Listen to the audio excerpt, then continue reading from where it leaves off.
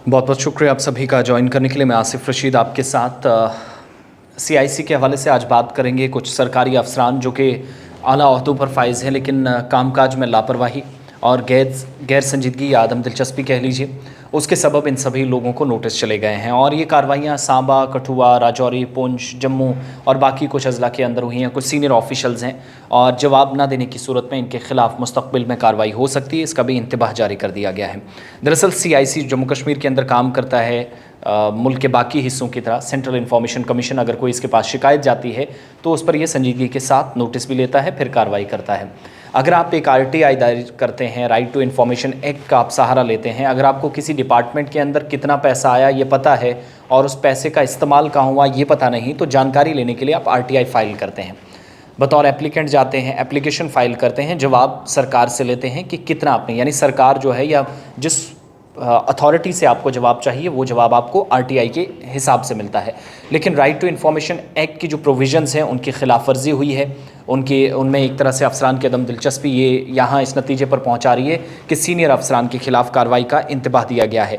एक तो ये कि सीआईसी की तरफ से block development officer, public information officer, BDO और पीआईओ, जे&के इंडस्ट्रीज़ लिमिटेड के जो अफसरान हैं उनसे जवाब मांगा गया है, वजाहत तलब की गई है। और दूसरा एक्जीएन है, उनको नोटिस चला गया है। इसके अलावा असिस्टेंट कमिश्नर रेवेन्यू पुंछ के अंदर भी कार्रवाई हुई है, एक तहसीलदार हैं उनके खिलाफ कार्रवाई हुई है। और नाराज़गी का इजहार इसलिए कि आरटीआई एक्ट के हिसाब से, प्रोविजंस के हिसाब से जो काम आपको करना था वो नहीं कर सके। उसका नतीजा ये हुआ कि सीआईसी को आज फिर नोटिस भेजना पड़ा। वजाहत तलब की गई है, एक हैं ब्लॉक डेवलपमेंट ऑफिसर और साथ ही साथ public information officer PIO Jammu Kashmir industries limited के साथ जोड़कर इस मामले को देखा गया। और निज़ाम में शफाफियत लानी चाहिए या लानी होगी, इस पर जो इदारा काम करता है उनकी तरफ से भी अब बाकायदा जो असिस्टेंट कमिश्नर रेवेन्यू हैं और तहसीलदार हैं उनको शो कॉज नोटिस भी जारी कर दिया गया है। और जो ऑर्डर है हमारे पास सेंट्रल इन्फॉर्मेशन कमीशन का, उसकी कॉपी बताती है कि आरटीआई एक्ट जो है, इसके हिसाब से एक आरटीआई जो है वो फाइल की गई थी 31 दिसंबर 2020 को ब्लॉक डेवलपमेंट ऑफिसर थाना मंडी राजौरी के। और जो 13वें और 14वें फाइनेंस कमीशन के तहत जो अखराजात हैं, जो पैसा खर्च हुआ है सरकारी ख़जाने से, तकरीबन 10 पंचायतों के अंदर इसका जवाब देने के लिए आरटीआई के तहत जवाब लेने की कोशिश हुई। ब्लॉक डेवलपमेंट ऑफिसर थाना मंडी, उनके सामने ये डिटेल्स रखी गई कि ये 10 पंचायतों में इतना पैसा खर्च हुआ है 13वें और 14वें फाइनेंस कमीशन के हिसाब से। तो 13th और 14th एफसी में आपने क्या किया है। आज तक जब आपको ये डिटेल्स बता रहे हैं, एप्लीकेशन तकरीबन 5 फरवरी 2021 को जब जो एप्लीकेंट हैं उनकी तरफ से पीआईओ के सामने भी रखी गई, पब्लिक इन्फॉर्मेशन ऑफिसर, उन्होंने क्या किया, क्योंकि वो फर्स्ट एप्लीट अथॉरिटी होती हैं, तो पीआईओ की तरफ से ब्लॉक डेवलपमेंट ऑफिसर को कहा गया कि आप फौरी तौर पर 30 दिनों के अंदर हमें रिपोर्ट दीजिएगा, बताइएगा कि ये जो डिटेल्स मांगी जा रही हैं आरटीआई के एक्ट के हिसाब से हम इनका जवाब दे सकें। लेकिन आज जो ज़राया हमारे बताते हैं, डिपार्टमेंट के अंदर जो लोग हैं वो बताते हैं कि अभी तक कोई भी पीआईओ के कहने के बावजूद भी ब्लॉक डेवलपमेंट ऑफिसर थाना मंडी ने कोई इस पर जवाब नहीं दिया। और अब जाकर लोगों ने शिकायत की सेंट्रल इन्फॉर्मेशन कमीशन के सामने, वहाँ से अब नोटिस आया तो तब इन्हें पता चला।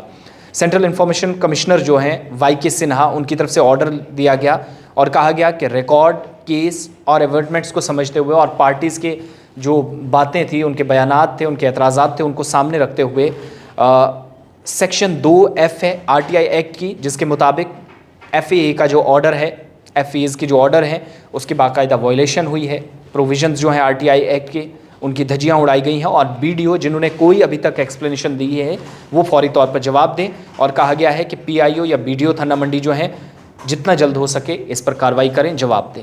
अब क्या क्या कहा गया है कि बीडीओ थाना मंडी जो मोहित शर्मा साहब हैं उनसे कहा गया है कि वो ये बताएं कि हम क्यों ना उन पर फाइन करें अभी तक जवाब ना देने की सूरत में। आपने कोई जवाब नहीं दिया है तो आपके खिलाफ कार्रवाई होगी, और अगर कार्रवाई नहीं होनी चाहिए तो उसके लिए रीज़न बताएं क्यों नहीं होनी चाहिए जब आपने वॉयलेट किया आरटीआई एक्ट 2005 के प्रोविजंस को। बीडीओ थाना मंडी को कहा गया है कि FAAs के जो ऑर्डर हैं पूरी जानकारी हमें दीजिएगा, पीआईओ के सामने रखें और वो उन पार्टीज़ के सामने रखें जिन्होंने शिकायत की है।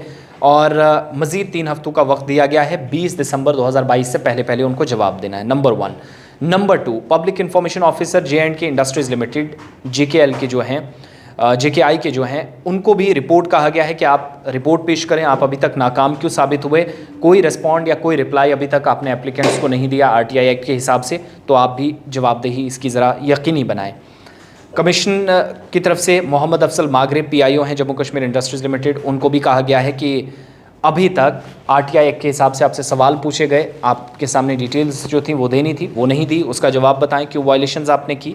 इसी तरीके से अब क्या हुआ है, कानून के मुताबिक कार्रवाई होगी। और साथ ही 21 अक्टूबर 2022 का एक केस है, Zaheer Ahmed Kaifi assistant commissioner revenue Poonch, उन्हें कहा गया है कि उन पर मैक्सिमम पेनल्टी क्यों ना अभी तक फिक्स की जाए, इसलिए क्योंकि उन्होंने भी RTI एक्ट की जो प्रोविजंस है 2005 की, उनकी भी वायलेशन की है, उन्होंने भी कोई जवाब नहीं दिया है। इसी तरह का एक मामला वहाँ से भी सामने आया।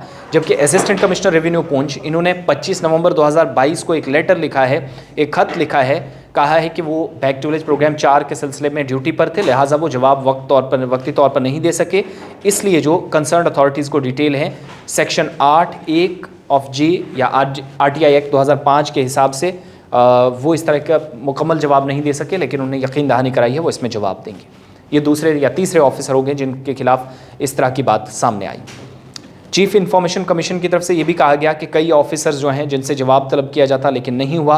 कमीशन के सामने ऐसा ही एक और केस पहुंचा था, तहसीलदार रामगढ़ और तहसीलदार सांबा, वो भी RTI का जवाब न देने की सूरत में कसूरवार पाए गए।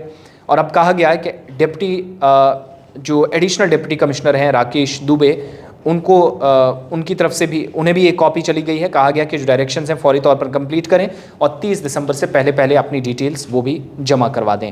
और इसके अलावा एक एक्जियन है उनके खिलाफ भी।